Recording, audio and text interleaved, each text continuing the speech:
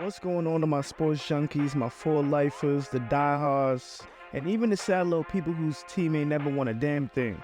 Welcome to all my listeners. Whether you're watching on YouTube or tuning in audio only, this is the official episode 1 of Break The Huddle podcast. I'm your host, Don Deuce, and you already know how we give it up. We keep it real. No media spins, no sugarcoating, just straight up honest talk about what everyone in the stands is thinking, or what you're yelling at the screen from the couch at home. Now don't worry, this is all about sports. It starts with sports, and it ends with sports. But hey, I can't guarantee that we won't get lost along the way. Either way, we break it all down here. So grab your jersey, settle in, and let's break the huddle. Who's got my back? Who's got my back? I got your back. Who's got my back? I got your back. Who got that swerve? I got that swerve. And before we kick things off, make sure you hit that like button, subscribe on YouTube, and follow Break the Huddle on all your favorite platforms. Whether you're watching or listening, don't miss out on any of the real talk we got coming your way. All right, let's get into it. Monday Night Football had a doubleheader. We had Jacksonville Jaguars versus the Buffalo Bills. And all I can say is Josh Allen is a machine right now. Bro threw for 247 and 4 TDs in the first 30 minutes. He was diming everybody. Because I saw a little bit of Keon. I saw a lot of Khalil. I saw a lot of Dalton Kincaid. I was really impressed about what I was seeing out there. The Bills literally scored on their first 5 drives. I think we got to talk about Josh Allen for a second. I want everybody to stop and think. Do we consider him and the Bills a legitimate Super Bowl contender? I mean, at this point, how can you not? All I'm seeing is he's continuing to make plays however they asked him to, through the air, on the ground. Like, he was basically spreading that shit around like it's a Rockefeller chain. The defense didn't know where to focus because he's literally hitting everybody. I just feel like if Josh Allen's at quarterback, Buffalo's offense is always going to be a problem. But I want to give a big shout out to Damar Hamlin. Bro grabbed his first career interception. That's pretty major. After everything he's been through, it was really a moment to come back from what he did to make a play like that. Bro was different. Seeing him grind it out and get that pick, that shit was special. So much respect to Damar Hamlin. I really liked what he did there. Keep grinding, bro. That was a hell of a play.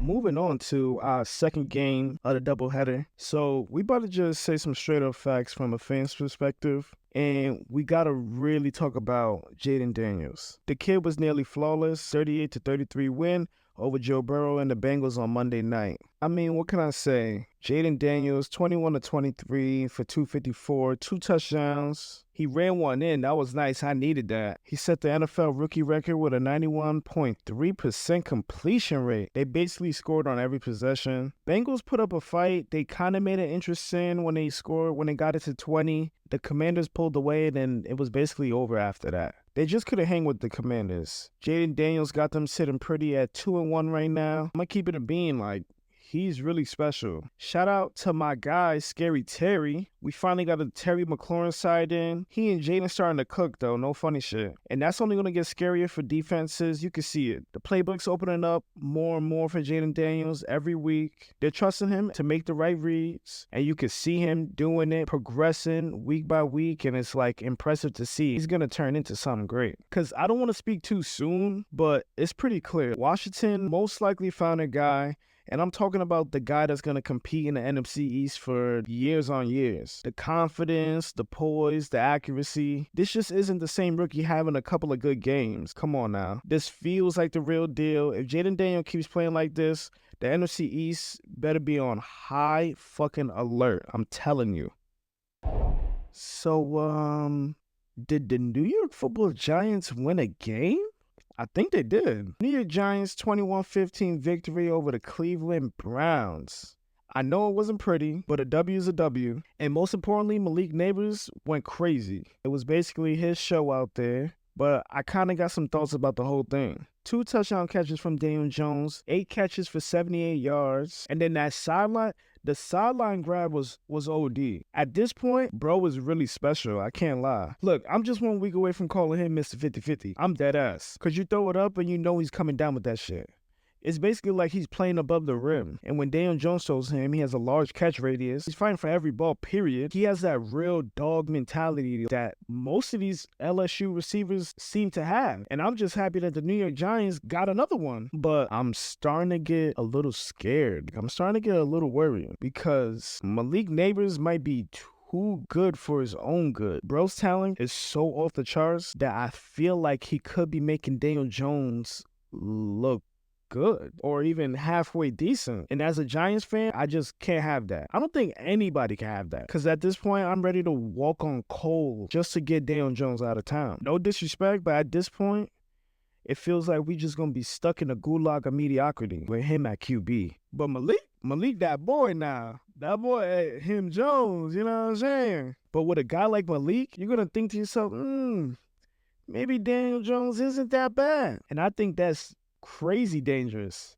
That's super dangerous because we just can't waste Malik Nabers' career on some front office loyalty to a quarterback that we all know as the fans just ain't it. No, he ain't it. So why they trying to trick us into thinking he is? We know he's not. Just rip the Band-Aid off. And like, I'm staring into this camera, literally looking at you, John Mara. And don't get me wrong, the defense deserves some credit too in that win. No cap. The Browns had 3 chances to take the lead in the fourth quarter, but the Giants just kept stepping up. And we got that fumble.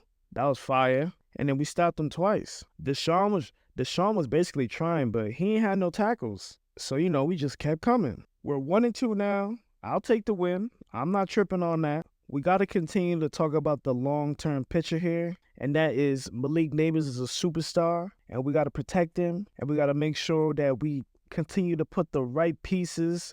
Got to get that boy a winning roster, man. I'm telling y'all, because the future only looks bright in New York. I'm just begging the Giants front office to not let this kid's career get wasted on some endless cycle of maybe next year, because we keep making excuses for a quarterback that just ain't it. Because at this point, we got to band together as fans and just storm the castle. Because we've seen this movie before, and we all know how it ends, and I'm tired of seeing this ending. I'm tired. Bottom line is, Malik Nabers is a superstar in the making. Do we got to talk about it? I know we all do not want to talk about this, but we have to. But I'm not shocked. Unlike some casuals are, I'm not shocked. Some of you may have not seen this one coming.